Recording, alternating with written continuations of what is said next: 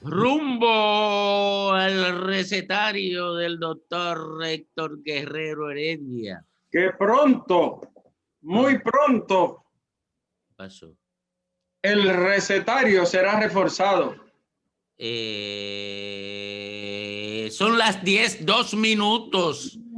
Con la presencia 10, prístina, como dice Patricia.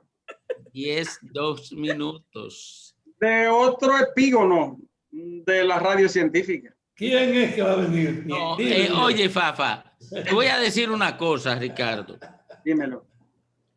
Hay que reforzarlo, Domingo. Hay que reforzarlo, tú lo sabes. No, mira, te voy a decir una cosa. Lo hemos discutido tú y yo en privado. Yo soy hermano tuyo. Sí, pero tú mismo tú también has contribuido a la idea. No siga tocando determinadas teclas porque llegará a hundirte. Deja esa. Por orden de la empresa IRCC Media. Muy pronto, pueblo dominicano, la radio científica tomará otro giro. No, oye, deja eso así. Con la llegada de... Hablamos después, deja eso ahí. Lo dejo ahí. Pero tú fuiste uno de los proponentes. No. Oye, tú sabes una cosa. Dime. Euclides Gutiérrez Félix te manda a decir ese es mi papá. Que si sigues usando su nombre para mercadear tu programa, él te demandará. Y yo creo que esa demanda tiene sentido. Esas palabras no salen del noble corazón y del pecho granítico de Euclides Gutiérrez Félix. Eso no es verdad. Tú eres un instigador. Por eso fue que te motiva a someter que te votaran del partido. Y lo llegó a someter. Lo que pasa es que vino la vaina de Odebrecht y te salvaste. Pero a ti te iban a votar por la puerta de atrás del PLD antes de que te fuera. Sí, pero oye lo que... Por instigador y necio. Y Euclides, sin embargo, habló a favor tuyo. Y hoy tú lo atacas. Oye, yo no ataco. A Euclides le dijeron, ¿usted está de acuerdo que sometan al comité disciplinario a Domingo Páez para expulsar el partido? ¿Cuál es Domingo Páez? No, este es uno, el muchacho que habla, es que habla el emisor, el muchachito este, ¿cómo se llama? Que está con el otro, con el que escribe artículos. Pero, ¿cuál es el que escribe artículos? No, el novelista creo que es un novelista, que quiere privar de historiador. Andrés L. Mateo, pero es un premio nacional de literatura. ¿Y qué? Yo fui premiado. Pero le dijo a alguien, no. Él trabaja con el que fue jefe tuyo en la revolución. Sí, y es embuste, pero él nos convenció a todos que es verdad, que él dirigió a Fafa y lo mandaba. No, es que Fafa era jefe de él. Es que él dirigió a Fafa. No, Fafa llegó a grado de comandante. No lo creo, aunque sea cierto. Oye, Fafa llegó a grado de comandante y Euclides llegó a grado de... ¿Qué más? Me la voy a jugar Domingo. Que a ti te cae mal y te molesta y a Héctor también. Euclides Gutiérrez Félix es un prócer. Hey, Euclides es mi tío, Euclides es mi tío.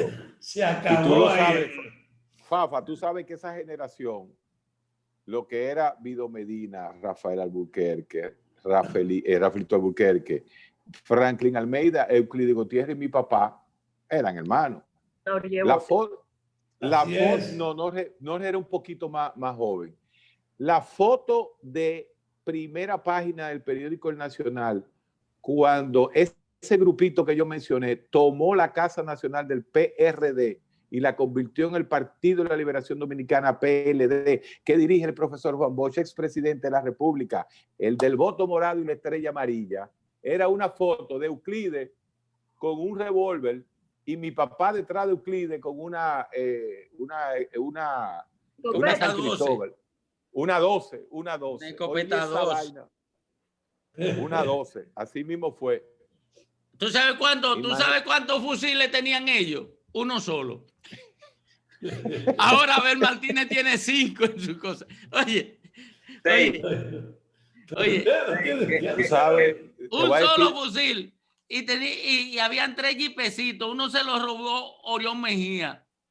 Los otros 2 eran 3 jipes. Jipecitos chiquitos. Domingo, uno dormía en mi casa, que era un Daihatsu, era un jipecito Daihatsu, sí. Porque como mi padre vivía detrás de Juan Bosch, Él era de lo que le llamaban los cordones de seguridad. Y si Juan Bosch salía corriendo, mi papá tenía que salir corriendo en el jipecito a caerle atrás. Esos son cuentos buenos de aquella época. Oh, sí, son historias interesantes. Pero estamos en el preámbulo del recetario de Héctor Guerrero Heredia, donde se ha pegado Ricardo Nieves.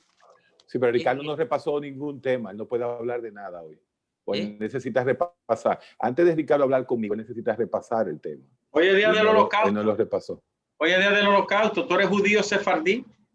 Bueno, y lector de Hannah Arendt. Por eso, a Así propósito mismo del holocausto, creo que es el tema de hoy, Héctor, la exclusión social y humana.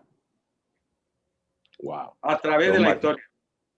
Los marginados, la filosofía de los marginados. ¿Qué papel juega la biología en la exclusión del otro? Darwinismo. Es un darwinismo, lamarquía, más Lamarck que el propio Darwin, pero los débiles se van excluyendo o los excluyen. Fíjate que cuando una sociedad, tú te pones a pensar, y eso es una de las cosas grandes de Hannah Arendt y todos los grandes pensadores, o sea, usted se pone a pensar que quienes metieron a los judíos en esos campos de concentración no fue una tribu, ni fueron los mongoles de Atila que venían y arrasaban, ni eran las tribus bárbaras de esos vikingos. No. Ni Gengis Khan. Ni el Gengis Khan. Atila decía que donde él pisaba no crecía la hierba más nunca. Gengis Khan acabó con todo el que no tuviera los ojos largos. No era nadie de eso. No eran ni los bucaneros, ni los filibusteros, ni Hernán Cortés cortándole la cabeza a todos esos indios, a todos esos infelices. No, señores. Los que marchaban y los que se vistieron de nazi fueron los jóvenes de las universidades, de las escuelas de filosofía, de los científicos, gente que tocaba, eran músicos. Señores, los nazis en ese momento, la filosofía se escribía en alemán. Todos los grandes filósofos de esa época eran alemanes. Los físicos. Y los físicos, y los científicos, y los médicos grandes, y los premios Nobel. Y ese mismo grupo que escribió la filosofía en alemán, escribió el holocausto en alemán. Esas son cosas, esa lección que nos dio el mundo, ¿no? De traer a los más grandes, a los más científicos, a los más inteligentes y a los demás cuartos a convertirse en los grandes asesinos y en los grandes provocadores del holocausto. Eso todavía nosotros no salimos de ese shock, Ricardo. Y justamente celebrar el holocausto, uno dice, bueno, los interesa, han habido holocaustos en otros lugares, pero como no son judíos, decía una persona muy allegada a mí, un familiar mío, de lo que más me influyó en mi vida, que uno de los grandes pecados de los alemanes fue haber bombardeado Londres y no haber bombardeado la India, Bombay, Ulaanbaatar, el Congo, Senegal, sino que le metieron bomba a los blancos europeos. Entonces, a ver, sí. ¿Por qué la gente habla de 6 millones de judíos, pero fueron 11 millones de seres humanos? Porque metieron también a los gitanos, a los homosexuales, a los comunistas. En Estonia, en Letonia, en Lituania, en toda esa zona que eran ortodoxos, eran cristianos ortodoxos, cayeron muchísimo. Y los gitanos, sí, ¿no? El gitano. Porque tú sabes que el gitano no se sabe de dónde viene, pero sí se sabe que es de por ahí, de Bulgaria y esos sitios. Y lo que era Turquía, esa zona. Se los llevaron a todos. ¿Por qué la sociedad más educada del mundo en ese momento, como tú señalas, fue la que cometió la atrocidad más despreciable del siglo XX? ¿Por qué? Si uno trata de dar, y uno siempre en medicina trata de buscar la causa única, la cual no existe casi nunca, porque la causa única, el origen único, el arjé único no existe. Tiene que ser siempre un conglomerado. No, porque ese arjé tiene una causa. por eso mismo es un conglomerado de causas que te llega a un punto. Pero si nosotros utilizamos una palabra que pueda definir parte de la razón del holocausto, la palabra es clave y es resentimiento. Sí, pero perdónenme, porque ustedes son pensadores. Yo soy un pobre hombre de campo. Llegó en la palabra resentimiento. No. Miren, el holocausto fue la erupción del punto de inflexión que vivió la humanidad con el paso de ese tránsito que vino desde previo a la Segunda Guerra Mundial hasta después de la Segunda Guerra Mundial, que reorganizaba el mercado y la economía para lo que vivimos hoy.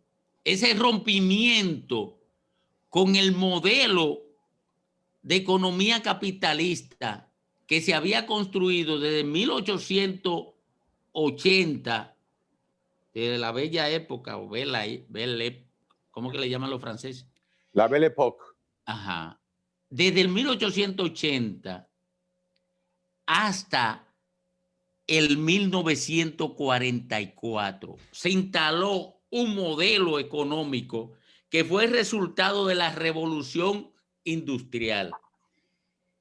Y se produce el rompimiento definiendo dos consecuencias que impactaron a la humanidad: el Holocausto y la Segunda Guerra Mundial. Después se reorganizó de otro modo. No. El dominio hasta entonces se fundamentaba sobre la base de la exclusión. A partir de la Segunda Guerra Mundial, el dominio se fundamentaba a partir de la inclusión. Se rompieron las barreras identitarias, que eso fue la expresión del Holocausto. Pero como dice Héctor, eso no lo explica todo. No. Yo digo que es la causa fundamental. No, pero espérate, Domingo, tú estás ligándome un maco y una cacata. ¿En qué punto?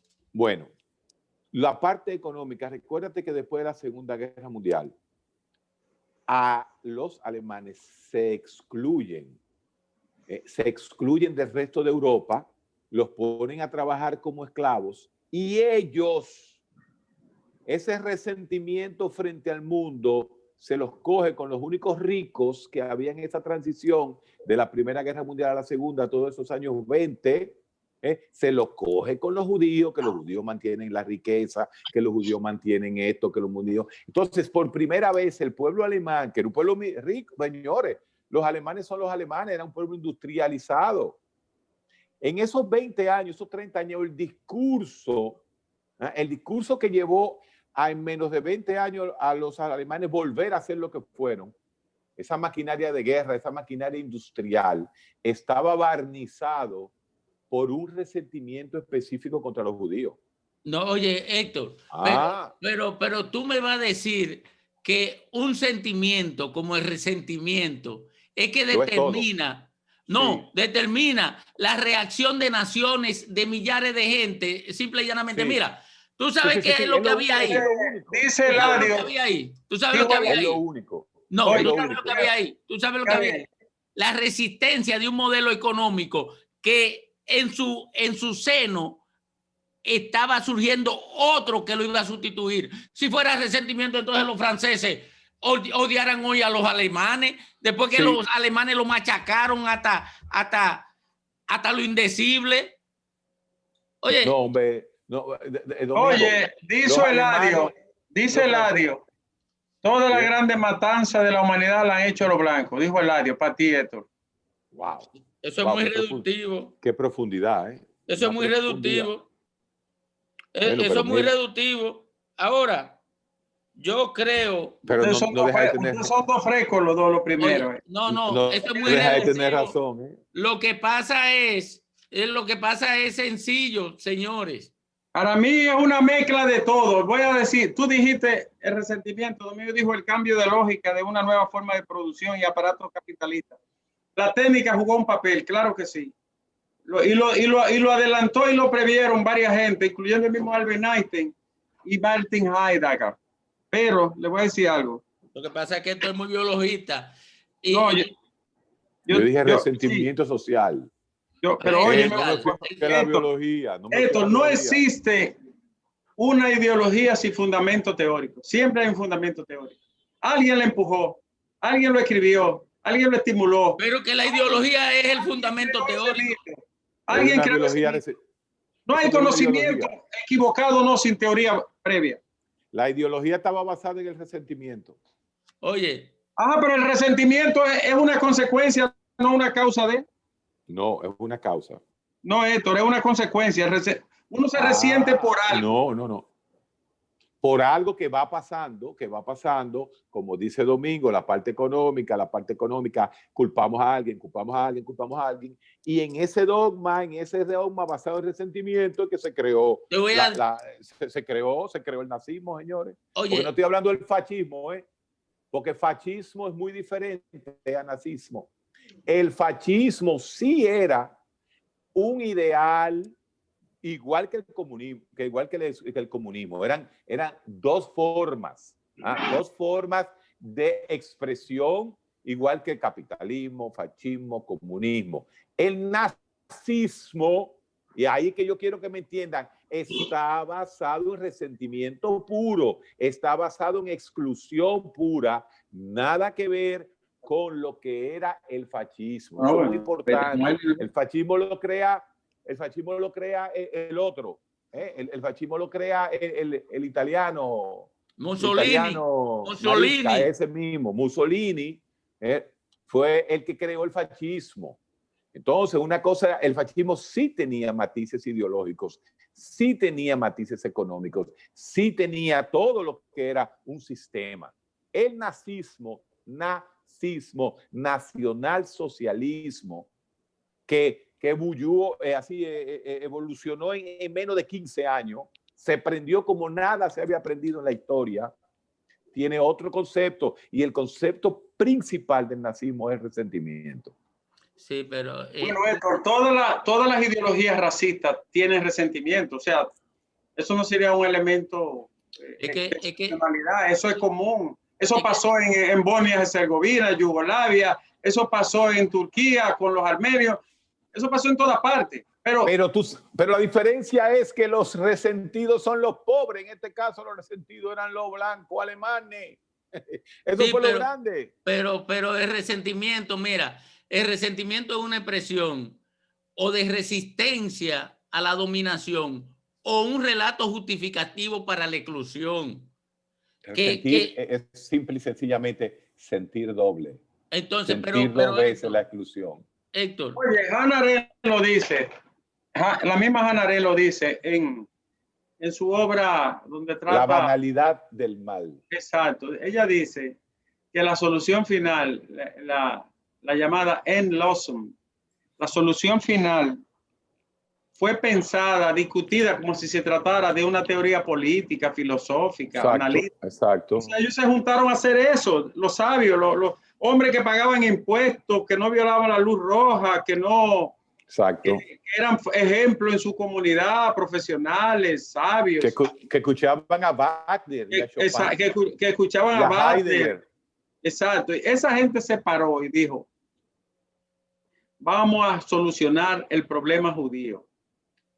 Oye, lo concibieron como un problema, porque hay una vieja teoría antigua que acusaba a los judíos de ser causantes de la mayoría de los males, de la degradación de Occidente, del siglo de la luz, del iluminismo, de la decadencia espiritual, de imponer una religión, de apoderarse del comercio, ese antisemitismo, como se llama. Ahí llegaste, apoderarse del comercio. Ese era el problema, que era una contradicción económica que se dotaba de un relato que... Entonces, ¿por qué tenían que matar a los judíos que no eran comerciantes y a los que no eran judíos, como por ejemplo a los homosexuales y a los gitanos? Porque el relato lo unía y el resentimiento que despertaba ese relato era un resentimiento que estaba vinculado a un elemento puramente identitario, que es el viejo sentimiento de excluir al otro. Y Bueno, excluir al otro porque se sentían superior, era la raza bueno, superior. esa era la parte justificativa, ese es el relato para construir la ideología. bueno, que habían dos puntales de la teoría. Una era el Beltane, enemigo mundial, como lo calificaron Beltane. Ajá, el otro era el Weltanschauung, que era la cosmovisión milenarista que se le atribuía a los judíos de hasta la peste bubónica. Y Sí, entonces claro. la creencia de que ellos podían unificar su credo, su cultura y su idioma en un grupo que fuera superiormente eso era de forma racial. Una justificación ética a una acción que contravenía todos los principios éticos que habían históricamente defendido quienes estaban aplicando la acción de arrase, que no matará, es un concepto que ellos estaban violando, matando a los judíos. Por eso tenían que construir ideológicamente una justificación a esa muerte. Las dos posturas de mi colega hoy me lucen que no completan. No podía ser un elemento eminentemente economicista y podía ser un acto emocional de resentir. No, pero es un acto emocional producto de ese sentimiento de supremacía blanca, de cómo yo siendo el superior blanco tengo menos cuarto que el judío. Y ahí comienza. Y no hay otra, no nos salgamos. Recuérdate que el nazismo como ideal político solo es el único movimiento social político de un solo país. Normalmente los movimientos sociales se esparcen en el mundo. El nazismo es solamente en el pueblo Pero tú sabes por superior, qué. en el pueblo blanco, que ellos se consideraban superiores y se resintieron frente al poder económico de los judíos. Porque el nazismo fue la rabalización del nacionalismo, fue adentro, justamente por eso las acciones de exclusión eran puramente identitarias, porque era nacionalismo. El nazismo surge en el marco del nacionalismo que existía previamente. Te voy a dar un poco de sustancia teórica. En la mañana yo hice un comentario de esto. Hice referencia a un psiquiatra que tú conoces, su oscuro proceder. Alfred Hoche escribió una obra que sin duda sirvió de inspiración para el nacionalsocialismo. Se llama Permiso para eliminar las vidas que no merecen ser vividas. En alemán era como Die Freigabe, Vernichtung, Leben zum Werte Leben, vidas indignas de ser vividas. Cuando tú dices que hay vidas que no son dignas de ser vividas y pides permiso para eliminar vidas que no tienen razón de ser vital, tú estás admitiendo que hay seres humanos inferiores y que hay seres humanos que no merecen vivir. En tu retorcida ideología tú estás admitiendo eso. Y al final eso fue lo que encarnó el nacionalsocialismo. Sí, pero es un relato justificativo de una acción inmoral.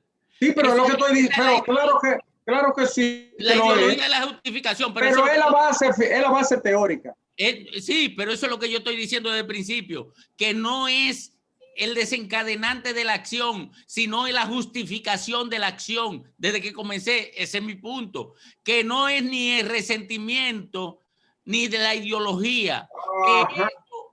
El resentimiento no es más que una emoción que provoca un relato, que provoca un discurso. Eso es resentimiento. Ahora, el desencadenante de la acción era un interés material que estaba vinculado al punto de inflexión que vivía en ese momento el capitalismo.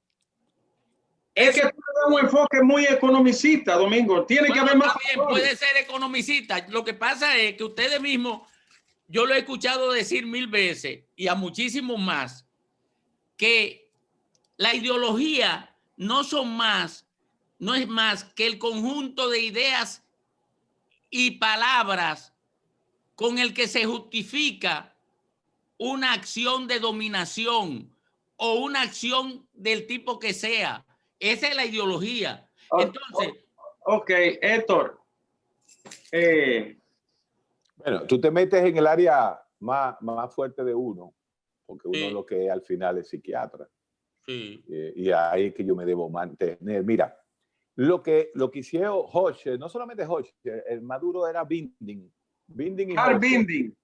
Ah, exactamente. Binding y Hoche fueron los grandes. Lo que pasa es que Hoche era psiquiatra y Binding era un jurista destacadísimo. Y Binding entonces le dio forma legal a la teoría que había parido Hoche, supuestamente legal. Y ellos son los que se basan, ellos fueron los primeros que hablaban de la eutanasia, pero Binding y Hoche se mandan. Binding principalmente se basa en la filosofía utilitarista de John Stuart Mill para plantear de que el que está lo enfermo, que no es útil, lo que no es útil, sáquelo. Pero eso no viene de Binding y Hoche. El gran imperio griego espartano, Esparta, durante la guerra del Peloponeso, Esparta versus Atenas, ¿no? Esparta planteaba que los muchachos que salían mal había que tirarlos por un monte, que rodaran hasta que se murieran. Y los iban y los tiraban las propias madres. Las propias madres que decían, los pechos de nuestros hijos son la muralla de Esparta. Y esa vaina. Entonces, esa misma madre, cuando le salía un ñequito o asmático, lo agarraban y lo tiraban por el monte. No recuerdo el nombre del monte por donde tiraban a los muchachos en Esparta. Entonces, Héctor, es verdad. Mira, siempre se necesita un tótem, una simbología y un ritual, una creencia, incluso mitológica para Levi-Strauss. La guerra, para dejarte con Levi-Strauss, la guerra de Yugoslavia, Bosnia y Herzegovina, Montenegro, la destrucción de Yugoslavia viene por una creencia de un antiguo rey llamado Stefan Nemanji, que dejó una guerra inconclusa supuestamente, la pureza del pueblo yugoslavo, serbio en este caso.